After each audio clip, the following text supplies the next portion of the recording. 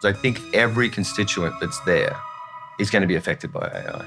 So I think it is a great place for this conversation to start, because I think everyone's sitting there thinking, is this going to enhance what I'm doing, or is this going to destroy what I'm doing? That's David Droga, the CEO of Accenture Song. Accenture Song is the marketing agency within the global consulting giant Accenture.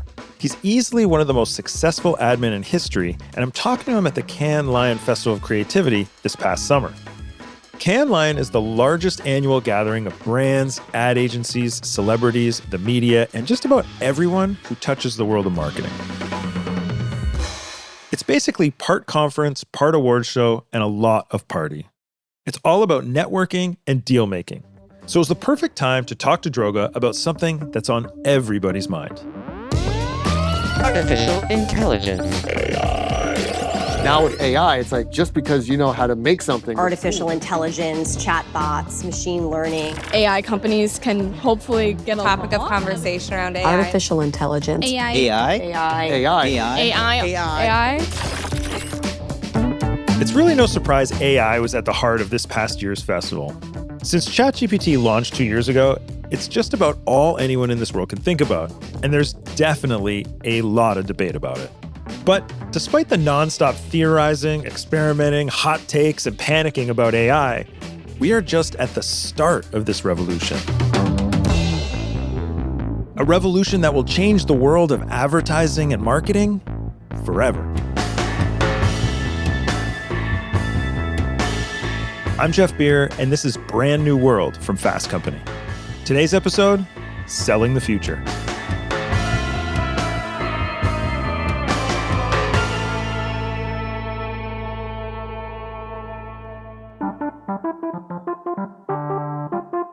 Before we get into my conversation with Droga, let's zoom out and get a vibe check. Generally speaking, when the public hears news about AI, they get one of two messages. This... NVIDIA is making like twice as much money this year as it did last year. Why? Remember, they're the maker of those chips that power so much of the AI technology that's just booming. It is a huge industry. So if we can have abundant and cheap energy and intelligence, that will transform people's lives, largely for the better. I would say that not only can we experience wonder despite our modern marvels and technological advances, but that we can experience more wonder because of them. Or, more likely, this. Well, according to this CNN business article, AI is replacing human tasks faster than you might think. A clear and present danger to American youth. That's the blistering claim against a popular chatbot service, Character AI. We're in a car hurtling towards a cliff, and we're arguing about who gets to sit in the front seat. Self-awareness, manipulation, sexuality. Are you attracted to me? Now, if that isn't true AI, what is? Okay, that last take was the trailer to the movie Ex Machina, but you get the idea. The panic is understandable for this crowd at the Cannes Lion.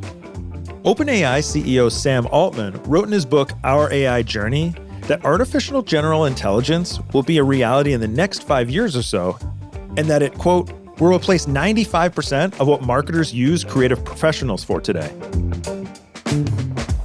Hearing that from the ChatGPT architect does make it feel like we're living in a sci-fi movie.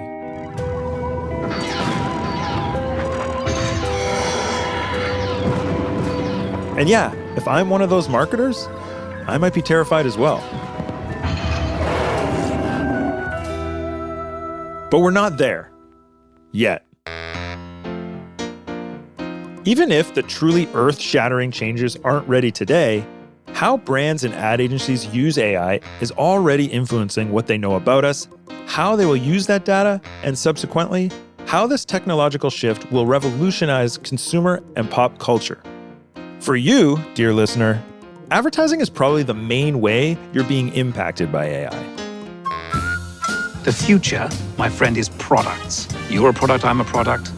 The end of the world is a product. And for those of us who can successfully embrace that, let's say the future is golden. To the future. To the future.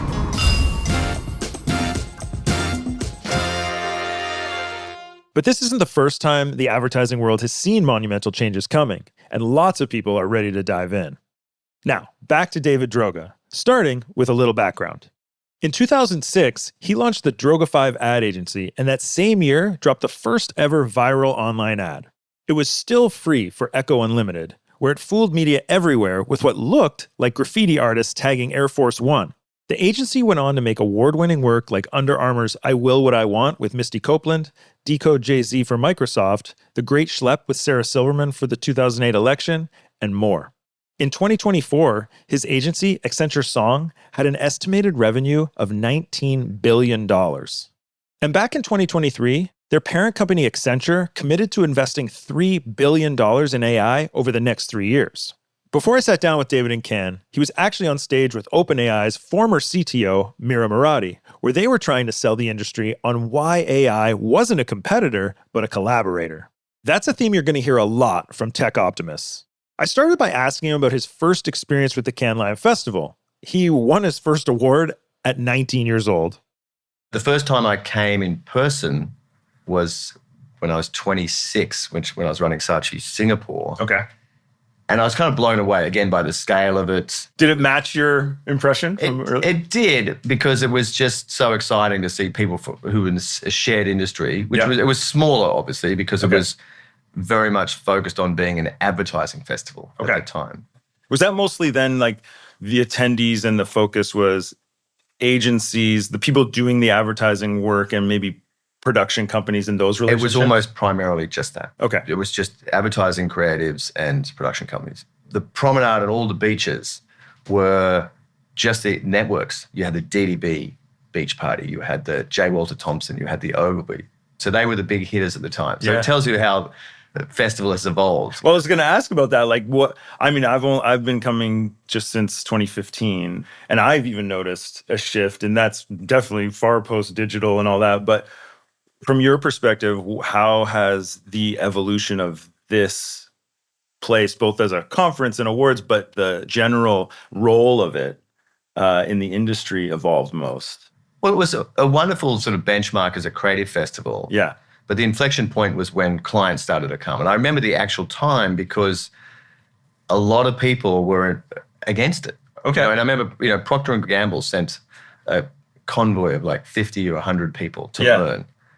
And a lot of people were like, this is going to change it. This is going to ruin it. I was actually very excited because, not that I wanted to do lots of meetings, client meetings, but I knew that it suddenly elevated the festival from something that was sort of sidebar thing here to that if we can get the clients wanting to care about the creativity, it's sort of a win-win for us. And as soon as the clients came, then the circus of everyone else came. People follow the money, right? Right. And it was actually pretty spectacular that it was Procter & Gamble as well, because they are a benchmark for most other corporations. And if they take it seriously, then it was a notification to the rest of the corporations and brands out there that they should take it seriously. But it was great. I mean, again, it was great because then it went from the clients to the media companies to the entertainment companies to then the social media companies, the tech platforms. And it's just, it just got the whole, let's say spider web, but like now you've got celebrities and sport and athletes coming because they're working with brands. Well, again, everything is tethered to where the money is. I would be hard-pressed to find a festival that has as many dimensions and layers of influence in corporate and creativity and culture. Yeah. So that leads me to thinking about the topic of AI here, because I feel like you have this entire network that we're talking about, all these different stakeholders. And this seems to be on a lot of people's minds. And you gave a talk yesterday on stage with OpenAI CTO Mira Murati. And it was brilliant. It was great. And there was... She's brilliant. I didn't say it was brilliant. I said she's brilliant. Right.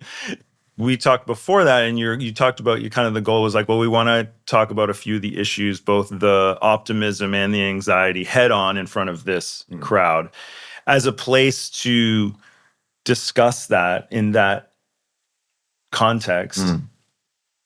Was this an ideal place for that because you have that global audience this is top of mind for all these different stakeholders? Well, I think actually that's a brilliant question because I think every constituent that's there is going to be affected by AI. Yeah. So I think it is a great place for this conversation to start because I think everyone's sitting there thinking, is this going to enhance what I'm doing or is this going to destroy what I'm doing? Everyone's having that sort of, those a ricochet conversations between the bookends of that. And particularly, as I said, the one through line from when I first won an award at 19 to even now is, thankfully I say this, is that creativity is the sort of the marrow that's stayed. And it has to be. I mean, even what are we here? We're here to push industries forward and to drive creativity through it. So yesterday's conversation, and there's going to be a mirror to them this week. Yeah. I think it's poignant that we did that. And I believe that this is the starting point to talk about that. And hopefully we didn't terrify people. Hopefully make people a little bit excited. But again, we're sitting here, no one has any answers completely. Right. We're making predictions, but there's no certainty in where we're going. But all we know is it's evolving faster and developing faster than any other prevailing technology that we've sort of met head on. Yeah. Well, your thoughts on, I'd love for you to sort of reiterate this because we talked about it a little bit before, but the idea that the impact of this on the creative work, maybe if you can talk a little bit about how you see that general impact on these creative jobs that so many people are maybe a little anxious about, but I feel like that optimism, I've talked to many people here in the last day even, and that really seems to be the override, the optimism, and not blind optimism. Yeah, of course. Pragmatic optimism about that, and it matches yours. Fundamentally, I think we have to look beyond job preservation. This is not about preserving specific jobs within an agency or the function of that. You know what I mean? As I said, I think we look at it as what it unleashes for the skill sets that you have and how you can parlay that into new things.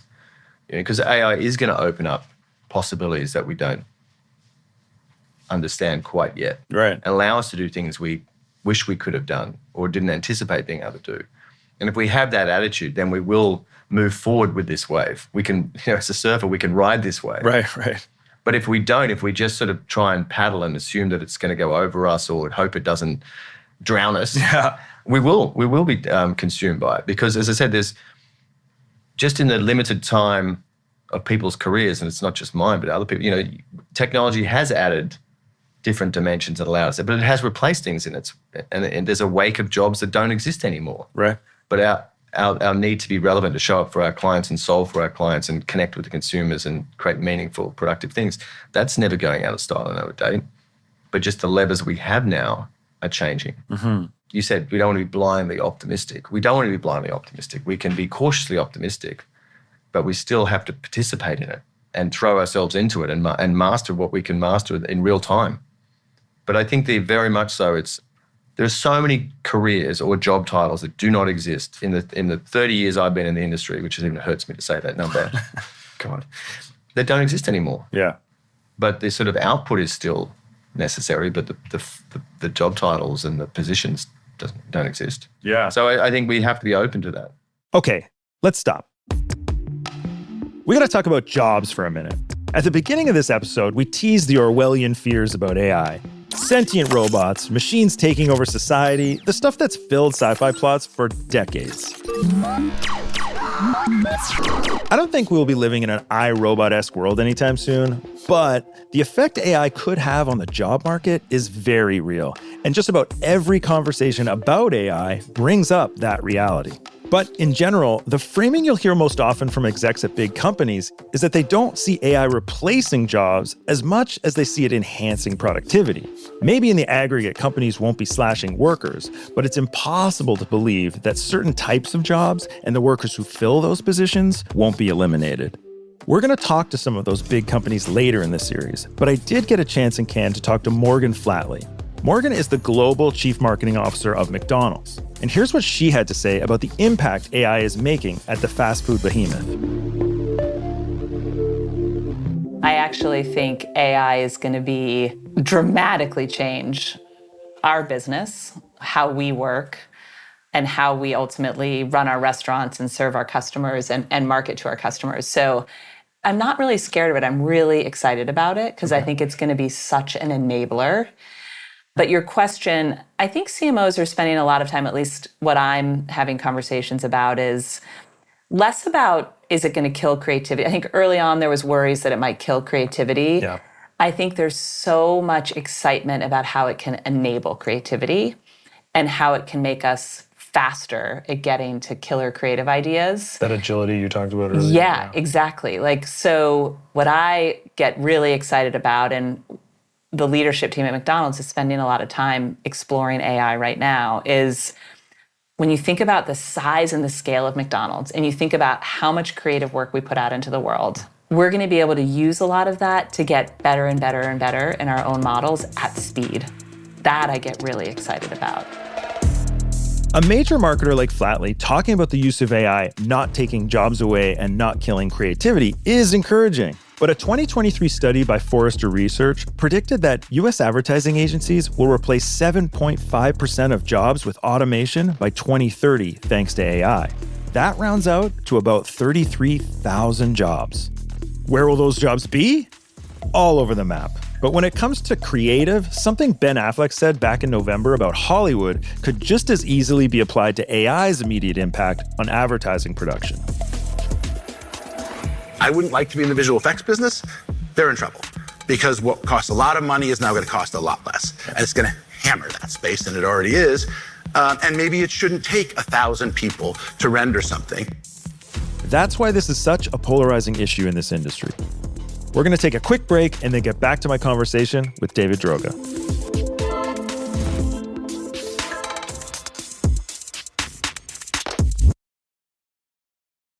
Hello, listeners. I'm Brendan Vaughn, editor-in-chief of Fast Company. I wanted to tell you about an exclusive deal on Fast Company Premium. This gives you full access to everything Fast Company has to offer. We publish dozens of subscriber-only articles every month, taking readers deep inside the companies driving innovation. You'll also get every story we publish in the print magazine, my Sunday morning premium newsletter, and soon, access to Fast Company journalists at subscriber-only virtual events. If you sign up right now at fastcompany.offer, it's only $19.99 for a full year of coverage. That's a 40% savings on the annual subscription price. For more details, go to fastcompany.com/offer or follow the link in the show notes. Okay, so we've talked about the dread around job security. Let's get back into my conversation with David. I wanted to go back to the last time we saw the type of change that's now being driven by AI in marketing. The word transformational has been used a lot around when it comes to this technology. And I wanted to look back on another transformational period where I want to say early 2000s when digital was all of a sudden digital was the word. Everything, there was digital agencies, digital marketing capabilities. Now it's just called agencies of marketing because that's everything now. When you hear, we're here at Cannes and everyone's talking about this new thing and there's the anxiety and there's, to me, I feel a lot of similar feelings. It feels like that. And I'm wondering, completely. I mean, there's separate technology, but absolutely the same thing. I mean, I'm so privileged that Droga 5 started at the right time where, even though I'd like to think there was our talents and our output, that it was also timing was a big component of our successes because we could create ideas where this being new or being small wasn't a disadvantage because digital just opened up the playing field for everybody. So we could be successful by the ambition and scale of our ideas that was just exploded by digital. Just at the start when Facebook happens, we could have a brand at number 5 or number 6 in a category and have as much impact as the biggest spender in the category. There was sort of this hierarchy in the past that whoever spent the most had the loudest voice and all of that sort of yada, yada, yada. And that changed immediately as soon as digital became the everyday. Yeah. You could just create something. Same thing, it's interesting because that piece you're referring to, Echo, which was actually our first piece, it was right at the infant stage of the internet, digital, and all that sort of stuff. But pre-social media, just pre-social media, pre-Twitter. It was pre-YouTube. No, YouTube. YouTube was our friend because YouTube was one of our vehicles that got it out. Okay, but it was pretty fresh. But it was pre sort of Twitter and Facebook, which they would have exposed it early on that it wasn't real. So we still had the sort of the mystery of, but it's again, our agency exploded like a hockey stick into success. I mean, obviously we had to have the output and the ideas and do that to be worthy of that. But the technology was our friend, 100%. And we just used that. We sort of thought that was our ally. Not that like, oh my goodness, this is going to change everything. I want it to be like it was. Because it's still the thing we came armed with ideas. Yep. Wanting to do stuff that was relevant to consumers.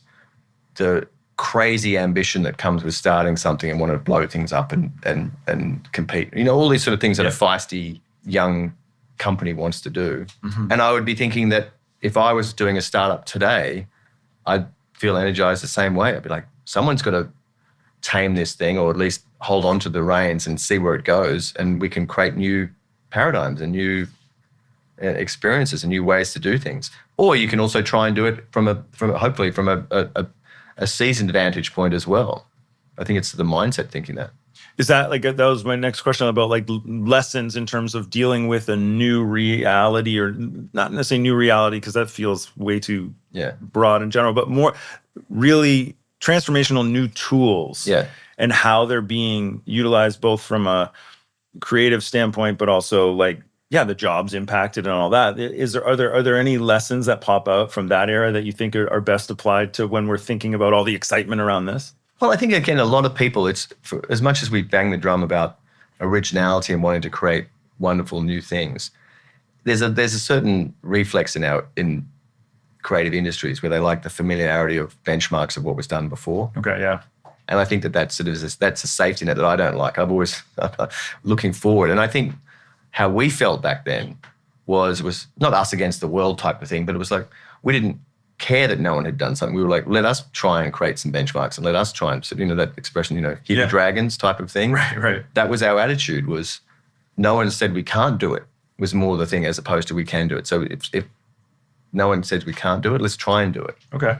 But I think that's the thing. There's learn and fail and find out, but someone's going to have to start to sort of explore these new ways. And at the end of the day, we still know it's in service of something. Because, as I said, we're not fine artists sitting in the studio just trying to create art for the sake of thing. There's accountability in our creativity. There's measurability and there's, responsibility and all those things. And AI is, as I said, it's evolving faster than anything we've seen from a creative perspective. And it is a tool to allow things. And we were saying from even the talk yesterday, the videos shown, what's being able to be developed now is so different from what could have been done 3-6 months ago. And, next time we talk, who knows where it's going to be. Yeah. Droga, along with the Cannes Lion Festival we're talking at, has been at the forefront of every change the industry has seen. But the only shift anywhere near as seismic as Gen AI was about 20 years ago when I actually started covering this beat. So let's rewind back to the early 2000s for a short history lesson. Can you hear me now? Good. I'm loving it. It's so easy to use. A caveman could do it. They keep going and going. Billy Mays here with Sorbet. Billy Mays here with the awesome auger. For Mighty Shine. Steam Buddy. Handy Switch. For what odor? The Gator Blade. Hercules hook. Billy Mays here for OxyClean. Advertising and media were at a crossroads, and each was straddling the future and the past. On one side, TV advertising was still the most effective way to get your brand seen. It reached the biggest audiences and cost the most to access. On the other side, you had this new thing called digital advertising. The internet was a rapidly growing place for brands to get people's attention. Banner ads, microsites, web videos, and eventually, YouTube. But this was still pre-social media, and even on the internet, there were destinations where many of the same people gathered to get their news and entertainment. The cracks were appearing in the traditional media ecosystem, and fragmentation had begun, but it was nowhere near today's incredibly fractured version of our collective attention. Today, there isn't one brand, marketer, or advertiser that doesn't have digital as part of its DNA. We all live online. But at the start, digital began as an offshoot, a side piece for the main business of major media. To put it in perspective, US digital advertising revenue in 2005 was about $12.5 billion. This year, it's projected to hit $325 billion. So back then, a new generation of ad agencies and creative shops began to spring up in order to fulfill the internet's promise for brands. There was a ton of money and experimentation. Sound familiar? And just like a lot of the discussion around AI right now, the golden rule of just because you can doesn't mean you should has always applied. Witness Bud.tv. He's a chimp, and now he just might have your job. Replaced by a chimp. Coming to Bud TV. Bud TV was launched in 2006. Anheuser-Busch reportedly spent between $30 and $40 million to create a content hub and entertainment website. This was probably way too before its time. The site was a convoluted mess, tough to access due to alcohol age restrictions, and full of uneven content. But the ambition was admirable. On the other hand, something like Office Depot's Elf Yourself exploded. Back in 2006, the brand uses traditional TV advertising to promote a digital site, and it went fully viral. It spawned Good Morning America segments. Not that far off. You got that move. Oh, the robot. Oh, I like that. Old school elf. Oh, Want to look at tell that. you about That's what's that song? The Macarena. Macarena, right. I'm shaking my moneymaker. Wait. Uh-oh. That's, yeah, sure. Okay, it's a website. It is called Elf Yourself, and it is so popular that they've had to shut it down with everybody putting everybody at the office in it and sending it around. It's the gift to your friends who dream they can dance. Pretty good there. Yes, it does remind us of the Christmas party, which I want to say none of us won. Nobody around this table. No. Mike Bars won for our category. As he should have. When he does that little Pulp Fiction movie, that gets you every time.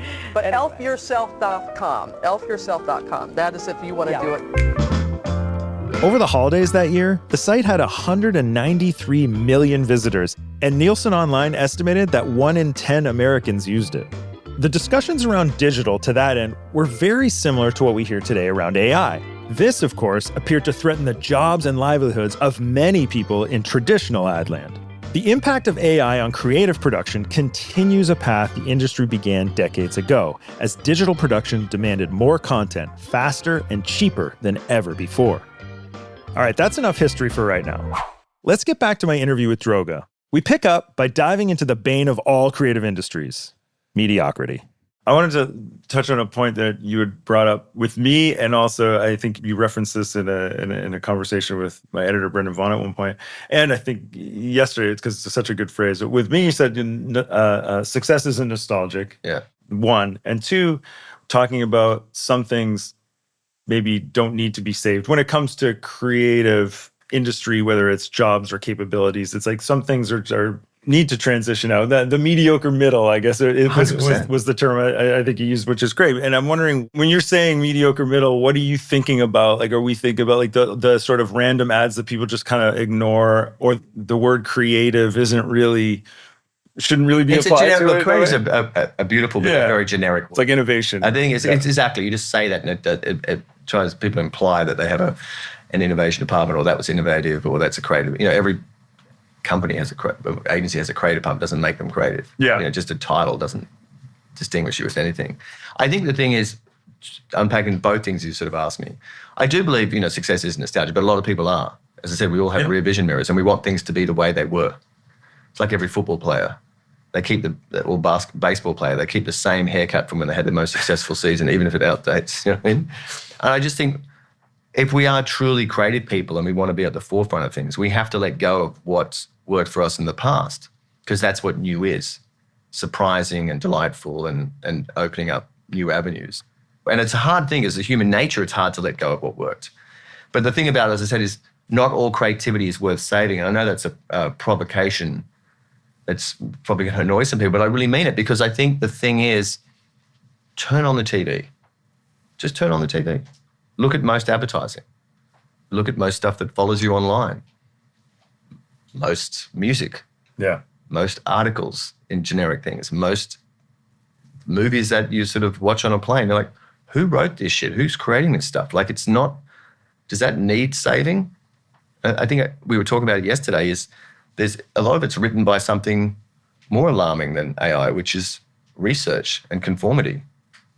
And that's why it's bland. Mm-hmm. That's why everything, is that worth saving? No. I mean, I think, honestly, that the standard of what AI can bring things to, from the sort of, it can raise up from the bottom of that messy, mediocre middle. To that could probably be better than the average stuff on television. Now, what's interesting about that is that does not erase the need for incredible things, innovative things. Things that touch you and experience the new. There's always room for things that are really, really wonderful and delightful And that's where the sort of our role as creators and shapers is always going to be needed and necessary. That's why that's where my optimism comes. My optimism, it doesn't mean that the shape of the industry is not going to change. Of course it is going to. That balloon is going to be squeezed in a different way. But let's just be honest about it. Like if we want to preserve what we believe in and what we stand for, let's be honest about what's good and what's bad. Why does the average consumer hate advertising? Because it's annoying. Yeah. And it's a tax. And it's patronizing or it's generic. Why do they love great advertising? Why do they love great movies? Why do they love great music? When something's created that touches them and is of interest to them, gravitate towards it. Speaking of words that are overused, like creativity and innovation in all kinds of myriad of ways, I think authenticity is another one of those words. And one thing where we talk about the idea of elevating that mediocre middle and making the work that we see out in the world better and more effective. From a consumer's point, from a viewer's point of view, from a cultural point of view, there's a concern around AI in terms of like what's real and what's not real. And if there is a value, and conversely, brands talk about being authentic to themselves, creating authentic content. How do you balance between the concerns around, or are there concerns around, is the content being created with AI authentic or its lack of realness or reality? Because we are in this transition stage, how do those things reconcile with each other, and how should brands be thinking? I mean, it's a great question. I think that's one of the things that is going to separate real creativity from manufactured synthetic creativity. But again, I just want to emphasize the fact that a lot of it, if we're talking the specifics of advertising, most of it is already fake and not personal, authentic. Showing a family sitting around the breakfast table perfect and doing this, or like most of them already sort of operate in a... They are not married and they are not a family. No, but they're just, no one has a house like that. No one does stare at cars like that. Like there's already, that is already operating. There's an element of that already. Right? Yeah. But you're right. Just creating synthetic people, we have to get far beyond that. We're at the infant stages of this. Now, what's interesting is a lot of people think sincerity is going to be, we mentioned their name. So if I get a piece of content that goes, Jeff, that doesn't make it sincere. It's personalized, but it's not really. I get emails from brands. Yeah, but you know what I mean? Like they think they've done the job of we're keeping it real. So it's going to be the brands and the creators that take those tools, but then add those different layers that only we can add. Yeah. Understanding what is going to touch and be meaningful to Jeff and what's going to move the needle, find that connection point. Like I think that's our value point. We talked a lot about the creative process and AI's impact on that side of things. I'm wondering from a citizen point of view, someone who consumes culture, how can just regular people expect to see the impact of AI on this industry? Do you know what I mean? Like because for all the reasons we're talking about that impact, say behind the curtain, how can people out in the world expect to see that manifest for them in either the best possible way or maybe not so great? Like, how are you thinking that'll actually be expressed and how we'll experience it as consumers? I think it'll be experienced very differently to how it has been the last 30 years, because I think consumers got used to having this toll, this tax. Yeah. I mean, whether you were watching TV or online, there was always this toll to pay, which was, you want this, you have to endure this to get there. You were delivered something and it was a relationship you didn't necessarily like, but you agreed to it. And then technology was invented to sort of keep that away from us. And I think of things through my children's eyes. Do they ever watch television ads and all that? No, not at all. So I think, and I'll borrow from Nick Law, wonderful Nick Law, who always talks about we became great at creating very beautiful things, expensive things that no one watched, or really annoying, boring things that followed you everywhere you couldn't get rid of. You know what I mean? And I think now probably we have to create stuff that sort of adds value in people's lives in a relationship. But a lot of them probably won't even realize it's advertising or marketing. Okay. Because if it really does show up and add some sort of meaning and value in their lives, then it'll just be incorporated in that. I think it's going to be less about here's a parlor show or here's an interruption or a tax. I think it'll be creating experiences and tools and assets that are true to the brands and stuff like that, but it'll be something that's incorporated in your lives. Or that utility you're talking about on the service side of 100%. things. Like if that's helpful, that's actually a brand expression. 100%. I mean, actually now brands, how they show up in that sense has more impact on your relationship with them if they're valuable or helpful or meaningful or entertaining, whatever the brand is. Right. More so than just, because so much of the business I grew up in was we're in the time business. I'm asking for your time. I'm creating something that's hopefully worthy of your time. Mm-hmm. And we were very fortunate that if you create something great, then people were like, okay, that was worth my time. That Under Armour ad was worth 60 seconds of my time. Right. That you know what I mean? Super Bowl's slightly different because it's the one place that people. Yeah. Whereas now, again, it doesn't work that way. It's as I said, it's the service what you create, and it still might be films, but it might actually be services. It might be events. It might be how you're being helpful. Mm-hmm. It might be collabs. It might be partnerships. There's just different ways. Marketing and advertising is never going to go out of necessity. It's always going to be necessary. But how it manifests itself is going to change drastically, and AI can sort of help us. Hopefully not, and I don't mean that in a dodgy, stealthy way, but it gets to know you and knows also, hopefully it gets to know restraint as well. That's one thing that marketers have never been good at, is restraint. Just because you can do something doesn't mean you should. You know what I mean? And that's one thing that always bugged me about advertising is if there was a platform or a canvas that people were engaged in, people were like, don't. You know what I mean? You know what? People look at the bottom of their popcorn. Let's put it out of the bottom of the popcorn. You know what I mean? I think we've just got to think beyond that. You know what I mean? Clearly there's a whole spectrum of issues in terms of IP to just like you're talking about the dodgy bits of knowing your consumer. How are you guys thinking about safety, security, and responsibility when it comes to your AI investment? I think the first thing we do, apart from Accenture is appointed, we actually have AI responsibility officers, and there's legitimate infrastructure there to actually make sure it's not just a expression. A memo. Yeah, a memo. Right. Like, we're going to care. Right. I think first and foremost, we are not presenting to our clients the art of the possible. This is not about just starting with, you can do these incredible things, because I think most clients, not that everyone has the answer to where it's going, but instead of just trying to build demos that show this is what's possible, mm-hmm. we talk about the infrastructure of how to build things, because this is as much about understanding your data. I think that's one of the things that clients are most scared about. Anything that they build. I'm not talking just from a marketing perspective. Right. I really explain to them how they protect themselves in this, because I think in their enthusiasm, they also realize that if it goes wrong, it's going to go wrong really quickly. So we spend a lot of stuff internally. We're guinea pigging ourselves. That's the privilege of having 750,000 people.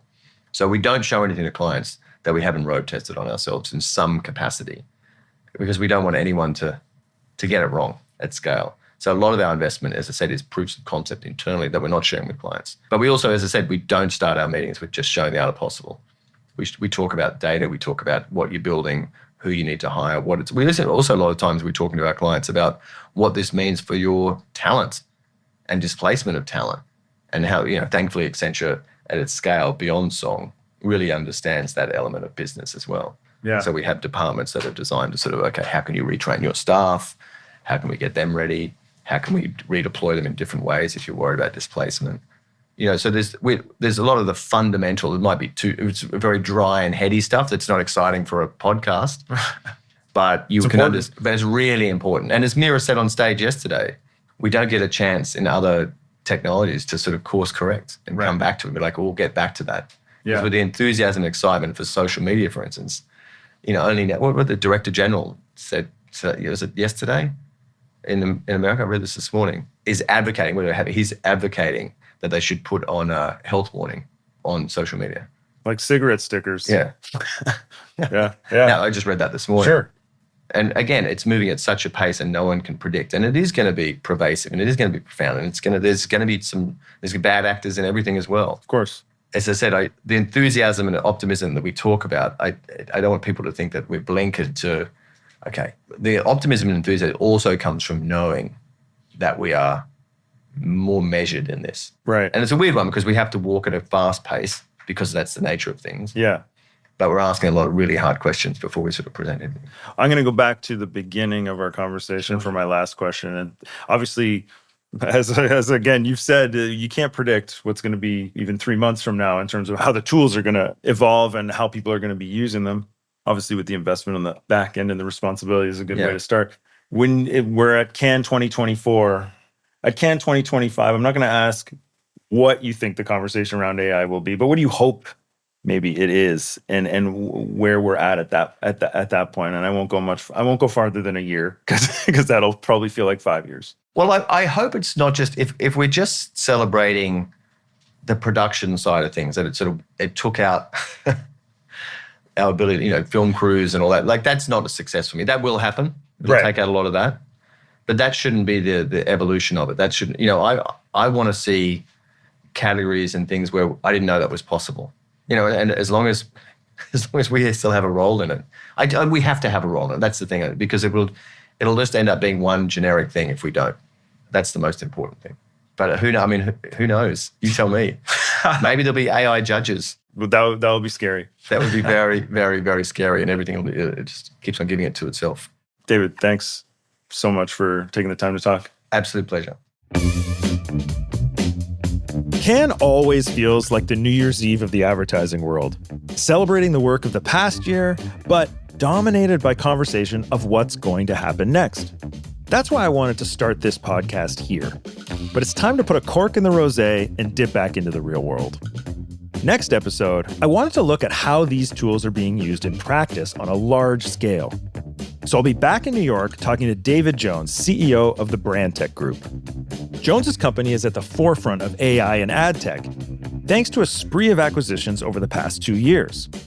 The crown jewel of that action is Pencil, which it acquired in 2023 and has generated more than 1 million ads for over 5,000 brands and processed $1 billion in media spend since 2018. But forget all that for a minute. We thought we'd do what might just be the most clickbaity thing ever and use Jones's tools to see if we could make a brand in 59 minutes. I'll give you a hint. It involves toothpaste. What could possibly go wrong? Brand New World is an MIC podcast from Fast Company. Our producers are Yaz Gagne, Grace Snelling, Blake Odom, and Avery Miles. Mix and sound design by Nicholas Torres. Our executive producer and editor is Josh Christensen. Be sure to subscribe to Brand New World on Apple Podcasts, Spotify, or wherever you listen. You can also hear all episodes in the Most Innovative Companies podcast feed. If you like this podcast, leave us a rating and review on your podcast app of choice, or let us know in the comments of Fast Company's social media. We're basically on every app you can think of. Thanks so much for listening, and I'll see you next week.